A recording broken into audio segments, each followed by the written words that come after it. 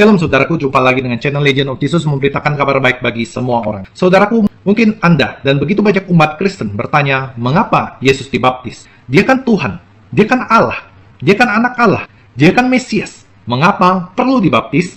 Sebelum kita bahas lebih lanjut, buat Anda yang baru menemukan channel ini, silakan subscribe karena subscribe itu gratis. Saudaraku, ada sejumlah pertanyaan yang kita temukan di luar sana. Kalau Yesus itu Tuhan, mengapa ia dibaptis? Pertanyaan ini masuk akal sebab jika patokannya bahwa Kristus itu Tuhan dan tidak berdosa, maka memang seharusnya ia tidak perlu dibaptis. Namun, ada maksud lain yang ingin dinyatakan oleh Allah tentang baptisan.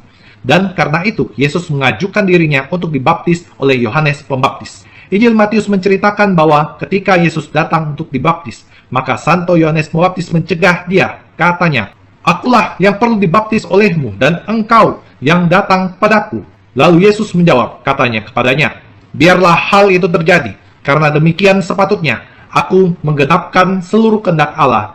Dan Yohanes pun menurutinya. Matius 3 ayat 14 sampai dengan 15. Pembaptisan Yesus merupakan sebuah antisipasi atas kurban salibnya.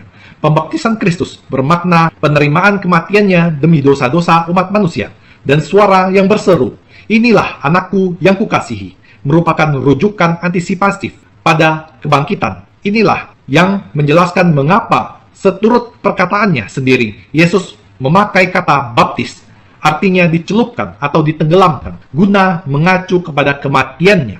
Markus 10 ayat 38, Lukas 12 ayat 50. Santo Thomas Aquinas di dalam bukunya Summa Theologi menjelaskan adanya 4 alasan mengapa Kristus dibaptis oleh Yohanes Pembaptis. Yang pertama, agar Kristus dapat menguduskan baptisan. Dengan baptisan itu, Kristus menguduskan air sebagai materi baptisan.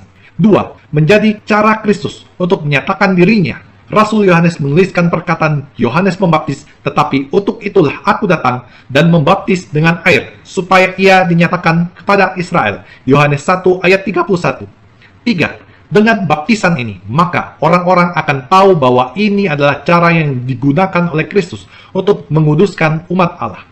Yang keempat, menunjukkan bahwa pertobatan seperti yang ditunjukkan oleh Yohanes Pembaptis Allah penting sebelum seseorang nantinya secara layak menerima baptisan Kristus. Maka, dengan memberikan dirinya dibaptis, Kristus juga menunjukkan bahwa baptisan merupakan gambaran kematiannya di dalam kayu salib. Lukas 12 ayat 50.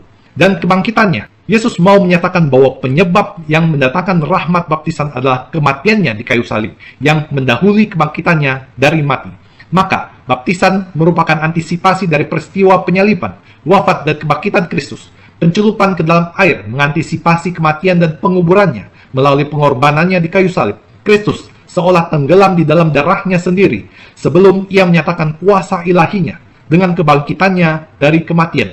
Keluarnya dari air mengantisipasi kebangkitannya dari mati. Dan suara Allah Bapa yang mengatakan, "Inilah anakku yang kukasihi," mengantisipasi pernyataan kealahan Kristus melalui kebangkitannya. Yang keenam adalah agar kita untuk mengikuti langkahnya nanti memberikan diri dibaptis. Bukan menurut baptisan Yohanes Pembaptis, namun baptisan Kristus, supaya manusia dapat diselamatkan. Markus 16 ayat 16. Sebab baptisan Yohanes menandai pertobatan, namun baptisan Kristus yang menyempurnakan, menandai tidak hanya pertobatan, tetapi juga kehidupan yang baru di dalam Kristus. Kehidupan baru di dalam Kristus ini terjadi karena kita disatukan di dalam kematian Kristus dan dibangkitkannya dari kematian, sehingga kita memperoleh hidup ilahi.